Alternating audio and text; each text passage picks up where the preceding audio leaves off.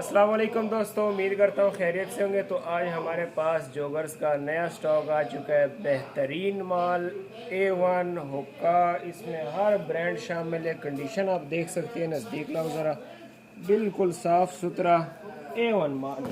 नज़दीक लाओ यार, जिस भाई को चाहिए ऑर्डर करे। ये नया स्टॉक आया, आज क्वालिटी किया है, बेहतरीन माल है। कीमत जो है इसकी इंशाल्लाह मैं आपको जो है ना व्हाट्सअप पे बताऊंगा। और इसके जो है ना कम से कम आपको जो है ना 100 पीस ऑर्डर करने हैं। 100 से कम पीस नहीं मिलेंगे। 1-2 पीस वाले हजरात बराए मेहरबानी रब्ता ना करें, 1-2 पीस हम नहीं देते हैं, ठीक है। लोकेशन हमारी कराची बनारस बड़े पश्तून मार्केट के सामने मदीना मार्केट 25 नंबर गोदाम है। जिस भाई को विज़िट करना है विज़िट कर सकते हैं, ठीक है।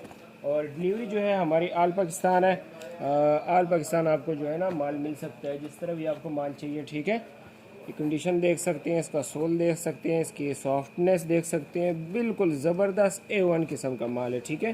जिस भाई को चाहिए सिर्फ एक कॉल करें, इंशाल्लाह आपको माल मिल जाएगा, ठीक है। ये देखें, बेहतरीन किस्म का माल है,